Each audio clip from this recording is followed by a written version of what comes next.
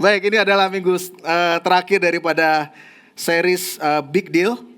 Ya, saudara, ini sebuah series yang mengambil dari Ulangan 5 sampai dengan Ulangan yang 11, yang merupakan pesan-pesan penting Musa sebelum meninggal. Ya, saat itu bangsa Israel mau masuk ke dalam tanah perjanjian. Nah, minggu pertama disampaikan mengenai janji berkat dari Ulangan 7. Minggu kedua disampaikan mengenai bagaimana Tuhan memberikan kekuatan untuk memperoleh kekayaan bagi kita yang percaya. Ya, itu diambil dari Ulangan 8. Dan di minggu yang ketiga ini kita akan melihat Ulangan 11 yang berbicara mengenai berkat dan kutuk. Ada sesuatu yang baik, saudara. Ada berkat di mana kita taat kepada firman Tuhan. Nah, sementara Tuhan memberikan janji dan kekuatan kepada kita untuk memperoleh kekayaan, saudara. Ya. Dan Tuhan itu ingin memberikan kepada kita. Dia ingin kita menerima apa yang Tuhan ingin berikan kepada kita, dan apa yang Tuhan ingin berikan kepada kita itu jauh lebih baik. Sebuah kehidupan yang jauh lebih baik. A much better life. Itu makanya menjadi judul pada hari ini. Ya, saya mau kita kembali sedikit bahwa Tuhan itu membawa bangsa Israel keluar dari Mesir, ya saudara, menuju ke tanah perjanjian, melewati padang gurun. Dia ingin menunjukkan bagaimana Tuhan itu setia, dengan anugerahnya dia membawa umat Israel keluar.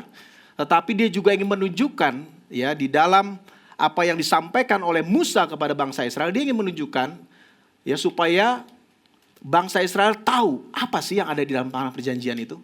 Ya, hari ini kita akan melihat ada 3 karakteristik daripada tanah perjanjian itu. Apa yang ada di sana? Yang pertama, saudara, ini adalah tempat hidup untuk taat. Ya, place of obedience, tempat untuk hidup dengan ketaatan. Firman Tuhan dari ayat yang ayat ke-8, pasal yang ke-11, firman Tuhan katakan, "Jadi kamu harus berpegang pada seluruh perintah yang kusampaikan kepadamu pada hari ini, supaya kamu kuat dan masuk menduduki negeri kemana kamu akan menyeberang untuk mendudukinya." Ayat 9. "Dan supaya kamu hidup lama di tanah yang dijanjikan Tuhan, dengan sumpah kepada nenek moyangmu untuk diberikan kepada mereka dan kepada keturunan mereka, suatu negeri yang berlimpah-limpah susu dan madunya." Jelas banget, saudara, di sini. Mentaati firman Tuhan adalah kuncinya. Nggak banyak-banyak kalau sama Tuhan. Satu aja. Mentaati firman. Melihat kepada firman. Berpegang kepada firman. Berkat itu, saudara, bergantung kepada ketaatan kita kepada Tuhan. Dengan melaksanakan firman-Nya. Nah, berbicara mengenai ketaatan itu memiliki motif, saudara. Memiliki dasar. Mari kita lihat ayat yang pertama dari pasal yang ke-11 ini. Dikatakan di sana, haruslah engkau mengasihi Tuhan Allahmu. Ini bagusnya kita baca sama-sama. 3, 2, 1. Haruslah engkau mengasihi Tuhan Allahmu dan melakukan kewajibanmu terhadap Dia dengan senantiasa berpegang pada ketetapan, peraturan, dan perintahnya. Oke. Kasih itu ternyata adalah motifnya, saudara. Dan itulah dasar kita melatih firman Tuhan. Ya, jadi bukan yang lain. Di Mesir orang Israel melakukannya karena perbudakan kepada Firaun, tetapi orang Israel melakukannya karena mengasihi Tuhan. Taat kepada Tuhan. Dulu dia taat kepada Firaun karena diperbudak, sekarang taat kepada Tuhan karena mengasihi Tuhan. Demikian juga dengan kita. Kita taat firman-Nya, kita taat dan melaksanakan firman-Nya karena kita mengasihi Dia. Amin. Bapak, Ibu, Saudara. Tetapi masalahnya, yang namanya motif itu nggak kelihatan. Buktinya apa, saudara? Simpel lagi. Melakukan firman Tuhan. Ketika kita melakukan firman Tuhan, itu adalah bukti di mana saudara dan saya mengasihi Dia. Nggak ada yang lain, saudara. Yesus katakan di dalam Yohanes 14 ayat 21, barang siapa memegang perintahku dan melakukannya. Bukan hanya memegang perintahku saja, tetapi melakukannya, dialah yang saudara? Mengasihi aku. Dan barang siapa mengasihi aku, ia akan dikasihi oleh Bapakku, dan aku pun akan mengasihi dia dan akan menyatakan diriku kepadanya. Ayat 21, sekarang ayat 24 dikatakan, barang siapa tidak mengasihi aku, ia tidak menuruti firmanku. Dan firman yang kamu dengar itu bukanlah daripadaku, melainkan dari Bapa yang mengutus aku. Artinya apa? Ini firman nih, saya kasih tunjuk bahwa ini bukan dari saya, tetapi dari Bapa yang mengutus aku. Ya, jadi harus ditaati. Ketika kau mentaatinya, kau mengasihi aku. Kita simpel itu, saudara. Kita tidak bicara yang lain. Ketika saudara melakukan firman Tuhan, kita mengasihi Dia. Mentaati firman adalah bukti kita mengasihi Tuhan. Dan yang perlu saudara tahu, ketika kita melakukan firman Tuhan, saudara, ketika kita mentaati firman Tuhan, ada yang kita hasilkan. Ada yang dihasilkan dan itu selalu terjadi. Selalu menghasilkan. Ya, yang pertama, menghasilkan apa? Sesuai firman ya. Sesuai firman daripada pasal 11 ayat yang ke-8. Dikatakan bahwa ada kekuatan di sana. Untuk tinggal, untuk masuk di tanah perjanjian. Saudara tahu ketika mereka dilepaskan dari perbudakan Mesir, kalau kita konteksnya perbudakan dosa, saudara. Ya, Tuhan itu memberikan kepada kita sebetulnya makanan yang baru, saudara. Yang menguatkan kita sebagai manusia baru. Yaitu apa? Firman Tuhan. Itu makanya ketika kita mentaati firman Tuhan, saudara dan saya akan mendapat kekuatan baru. Haleluya. Akan ada kekuatan. Ada sumber yang berbeda dari yang dulu. Ya, ada sesuatu yang baru di sana. Firman Tuhan, saudara, itu sebetulnya bisa dikatakan bahwa itulah support system kita yang baru. Support system kehidupan kita yang baru. Bukan yang lain, saudara. Sesimpel itu. Itulah yang mensupport kita di dalam kehidupan kita di tanah perjanjian. Ada sebuah sistem yang baru yang Tuhan sediakan buat kita. Dan itu bersumber daripada firman Tuhan. Coba kita lihat foto ini, saudara. Rata-rata tahu ya.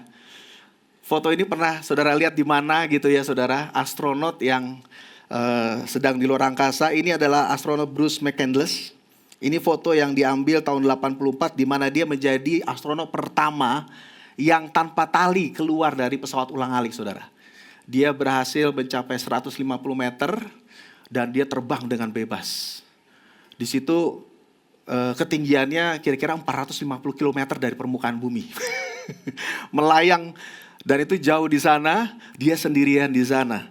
Coba saudara perhatikan, yang unik adalah pakaiannya. Pakaiannya itu canggih, saudara. Ya, itu merupakan support system dia, di mana dia bisa hidup, terlindungi dan bisa bergerak. Tapi kalau saudara lihat di situ, ya saudara bisa lihat bahwa itu sebetulnya kayak nggak enak ya, saudara ya, kayak terkungkung ya. Saudara bisa bayangkan kalau dia punya ide tiba-tiba, saya nggak mau pengen bebas, pengen buka, ya kan? Mungkin nggak mungkin, tetapi bayangkan kalau itu dibuka, itu kan fatal, saudara. Kalau hanya ingin bebas. Ya, tetapi itulah, kayaknya konyol ya, tetapi itulah yang terjadi sama orang Israel dan kita sebetulnya. Seringkali kita menganggap firman Tuhan itu seperti sesuatu yang mengungkung kita. Yang membatasi kita. Padahal justru firman itulah mensupport kita, saudara. Amin, saudara. Yang membuat saudara bebas. Dia bisa bergerak, dia bisa mendekat. Ya, firman Tuhan yang membuat saudara hidup bebas. Itu yang mensupport kita. Itulah firman Tuhan. Yang berikutnya. Itu kekuatan. Tuhan memberikan kekuatan kepada kita untuk masuk ke tanah perjanjian ketika kita mentaati. Yang kedua adalah umur yang panjang. Keturunan dan keturunanmu. Kamu dan keturunanmu. Kita gak berbicara mengenai satu generasi. Tetapi generasi berikutnya. Saudara, kalau umur panjang itu buat apa, saudara, umur panjang? Ya kan? Kalau cuma umur panjang aja buat apa? Tapi kalau umur panjang di dalam Tuhan, itu saudara akan hidup maksimal, saudara akan masuk dalam rencana Allah. Ketika saudara melakukan firman Tuhan, saudara itu otomatis, saudara masuk dalam rencananya. Gak usah bingung saudara, saya udah masuk rencana Tuhan belum? Gampang, lakukan firman. Saudara akan masuk dalam rencana Allah. Yang kedua, ya, bahwa the promised land itu adalah tempat untuk hidup dengan iman. Ini yang kedua. Kalau tadi tempat untuk kita melakukan dengan ketaatan saudara, hidup dalam ketaatan. Yang kedua adalah place of faith. Ayat yang 10, sebab negeri yang akan kamu masuki untuk mendudukinya tidak seperti tanah Mesir. Oke. Dari mana kamu keluar yang setelah ditabur dengan benih harus kamu airi dengan jerih payah. Seakan-akan kebun sayur. Ayat 11. Tetapi negeri kemana kamu akan menyeberang untuk mendudukinya ialah negeri bergunung-gunung dan berlembah-lembah yang meminum air sebanyak hujan dari langit. Ini ada fotonya, delta sungai Nil di Mesir, saudara, karena sungai Nil itu banyak sampai ke Uganda juga sebetulnya. Tapi ini yang di ujungnya, ya, sistemnya berbeda. Apa yang Tuhan berikan kepada kita ketika kita hidup dalam hidup yang lama dan hidup yang baru. Hidup yang lama seperti yang di sini, pertanian ya, di tanah Mesir ini bergantung pada sistem irigasi buatan manusia, saudara. Dan bersumber dari sungai Nil. Secara histori, ini sering banjir. Gitu. Sungai Nil ini dengan sistem pertaniannya menggambarkan kehidupan yang bergantung kepada usaha manusia dan bersumber kepada dunia. Sebaliknya kita lihat tanah Kanaan.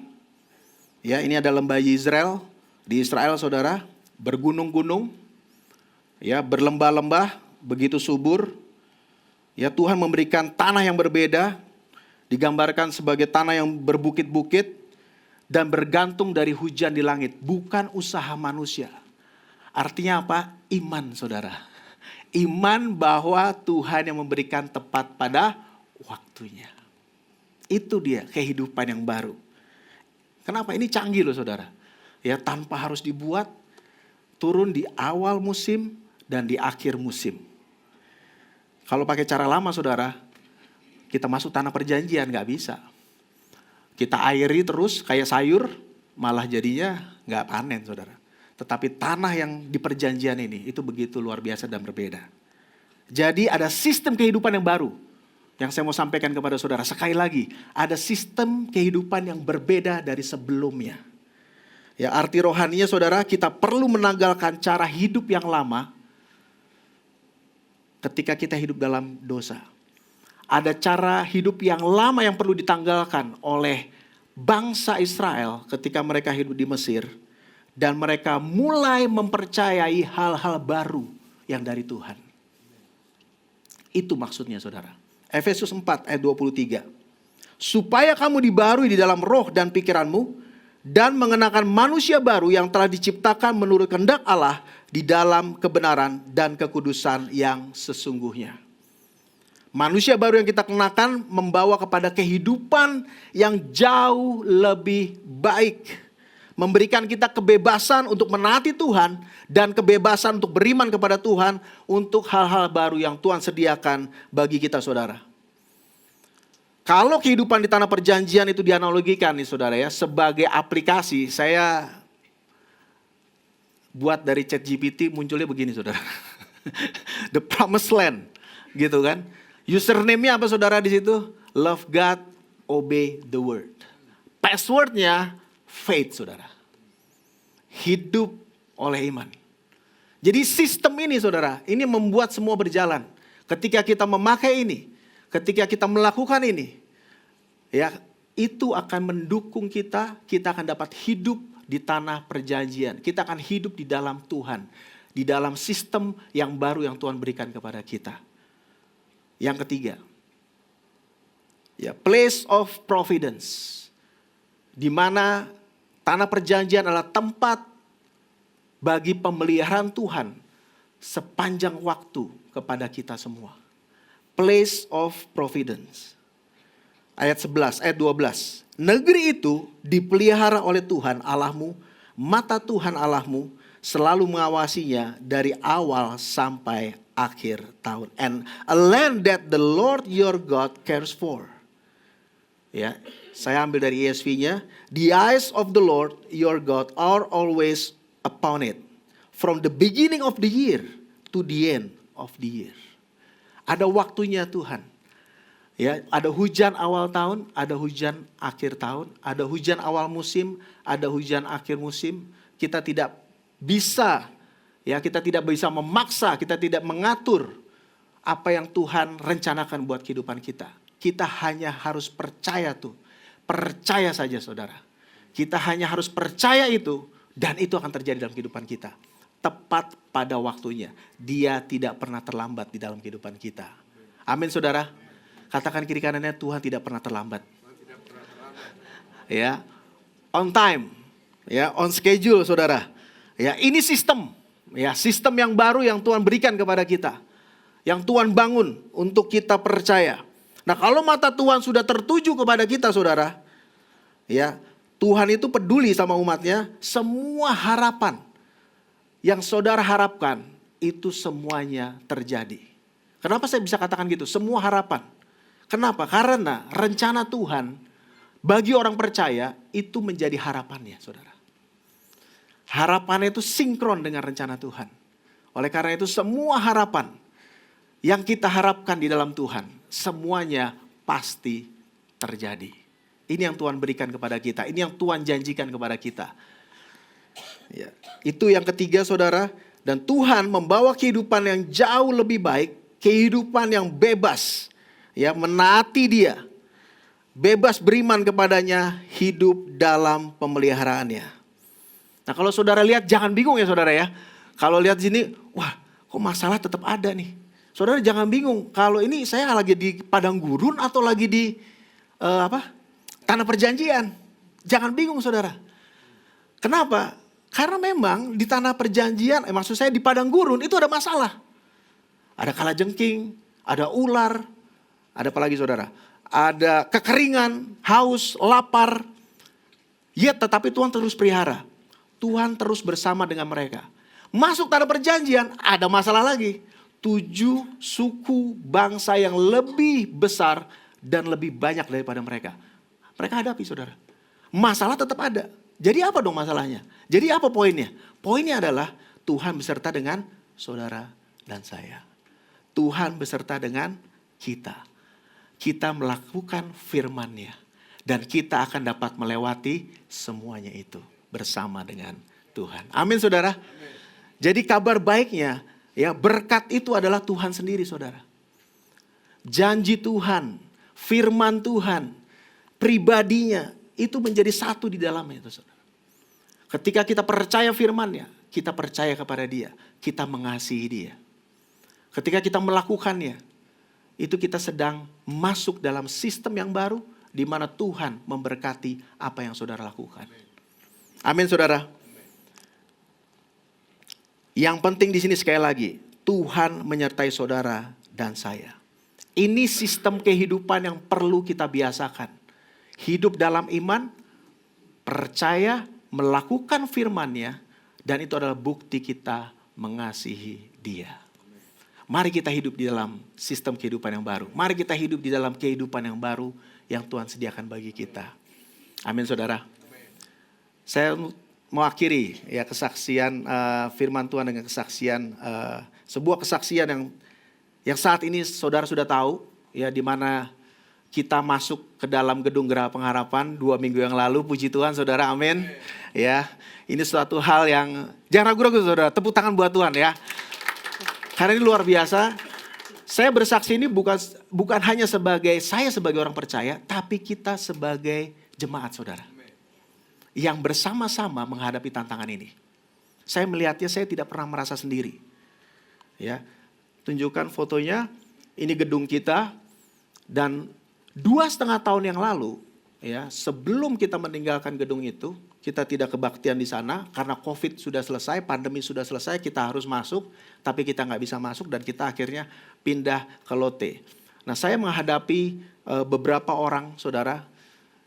Di situ saya bagaimana kita berbicara kepada mereka, tunjukkan aja.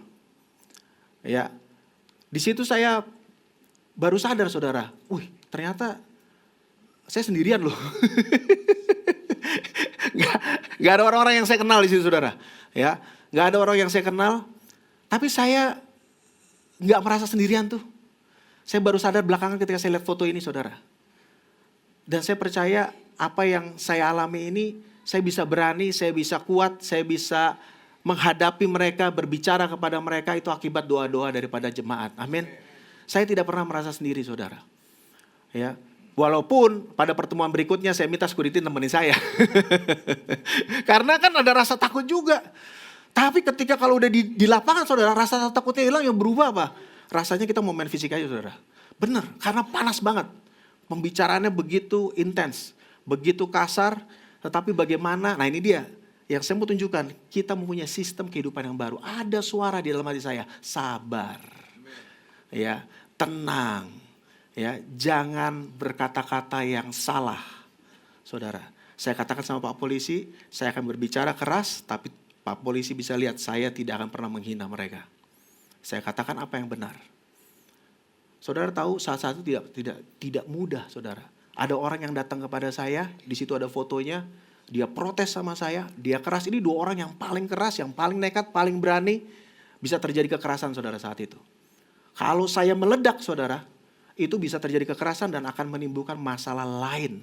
Dan itu yang mereka pancing untuk terjadi.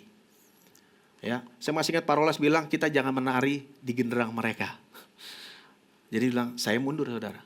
Artinya kita jangan ikuti gaya mereka. Jangan ikuti apa yang mereka mau.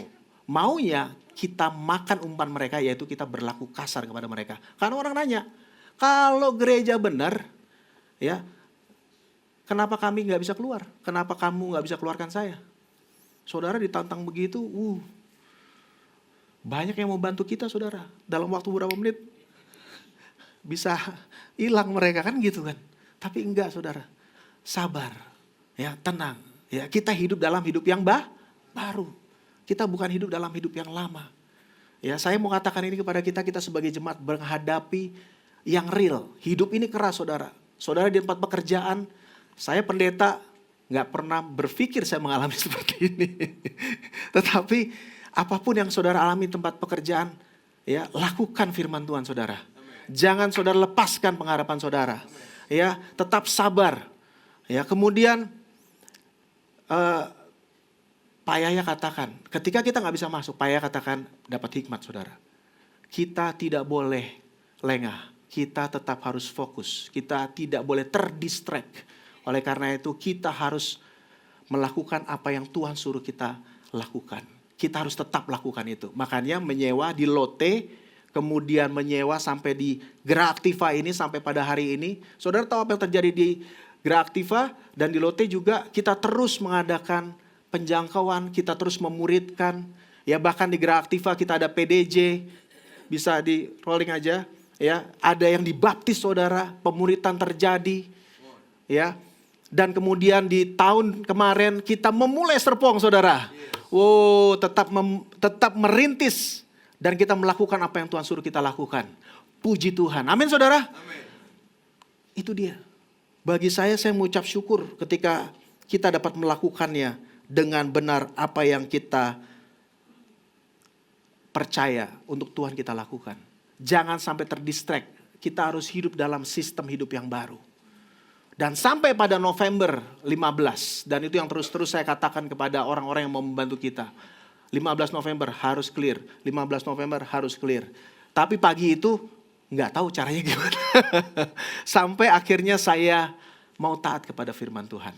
Saudara tahu saya dapat firman itu yang melindungi mereka, bilangan 14. Yang melindungi mereka itu sudah meninggalkan mereka. Jangan takut. Itu 1 minggu. Tapi saya masih begini saudara. Ini benar enggak, benar enggak. Akhirnya benar, semua pintu ketutup dan saya belajar taat kepada Tuhan. Hari itu kita berkomunikasi kepada mereka yang menjaga di lobi. Ternyata setelah dikomunikasikan, mereka kita ajak bergabung, mau saudara. Langsung mau. Kenapa? 12 bulan belum digaji. Langsung Hari itu juga mereka merapat. Saya bilang 2 hal. Ya. Kamu cepat kosongkan lobi, keluar dari sini. Itu yang pertama. Yang kedua, kalau kamu loyal, kalau kamu memang betul serius, potong itu rantai. Kamu yang pasang, kamu yang potong. Ya, saudara bisa lihat di sini lobi kita kosong, ya kan? Hari itu mereka langsung kosong, mereka langsung keluar, dan hari itu juga berikutnya mereka potong sendiri, saudara. Ya, rantai itu. Apa yang kita pelajari dari sini? Pertama, ya, Tuhan, saudara, terbukti apa, saudara? Tuhan terbukti, firman-Nya terbukti benar. Dan Tuhan adalah Allah yang dapat diandalkan oleh kita, saudara. Di dalam setiap situasi, di dalam setiap posisi. Yang ketiga, menaati Tuhan terbukti mendatangkan berkat. Amin, saudara. Harapan saudara tidak akan hilang. Apapun yang saudara percaya di dalam Tuhan tidak akan sia-sia. Semuanya berlangsung sesuai dengan firman-Nya. Semuanya terjadi sesuai dengan janjinya. Saya undang untuk saudara bangkit berdiri. Terima kasih Tuhan. Kami mengucap syukur buat saat ini. Engkau luar biasa ya Allah. Engkau buktikan bahwa firman-Mu benar. Bahwa apa yang Kau katakan kepada kami semua itu terjadi sesuai dengan janji-Mu Tuhan. Mari saudara kita lakukan perjamuan kudus pada saat ini. Kita angkat roti ini. Kita mau hargai. Kita mau memperingati. Kita mau mengingat apa yang Tuhan lakukan buat kita 2000 tahun yang lalu. Pembebasannya, penyelamatannya. Itu membawa kepada kita pada sistem kehidupan yang baru. Kepada pola hidup yang baru. Manusia yang baru. Apa yang Dia lakukan bukan sekedar hanya menyelamatkan kita, tetapi membawa kepada kehidupan yang jauh lebih baik. Mari kita angkat roti ini. Tuhan, kami mengucap syukur buat kematian-Mu di kayu salib. Buat penebusan-Mu Tuhan. Biarlah Tuhan, tubuh yang terpecah-pecah, biar roti ini juga melambangkan bagaimana Engkau mati buat kami. Engkau memperbaharui kehidupan kami. Sehingga kami dapat hidup dalam hidup yang baru. Kami bersyukur Tuhan. Di dalam nama Tuhan Yesus. Mari kita makan roti ini saudara.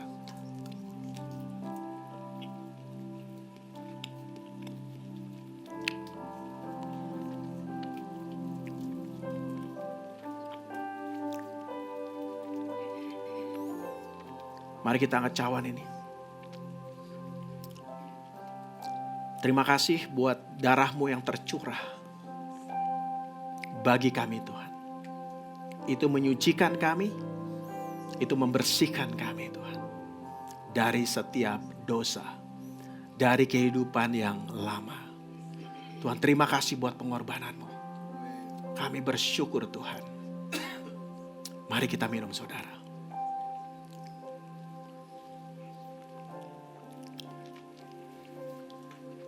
Terima kasih Tuhan. Kami mengucap syukur untuk hari ini. Tuhan biarlah firman yang disampaikan pada hari ini Tuhan. Itu menguatkan setiap hati yang mendengarnya. Setiap jemaat-Mu Tuhan dibangkitkan, dikuatkan.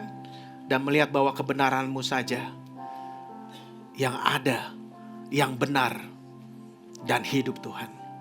Setiap janji-Mu itu terjadi pada waktunya. Tuhan aku berkati, aku berdoa di dalam nama Yesus. Tuhan biar setiap kehidupan yang saat ini sedang dihadapi oleh setiap jemaat-Mu Tuhan. Untuk setiap tantangan yang mereka hadapi. Rasanya mereka mau keluar dari firman-Mu.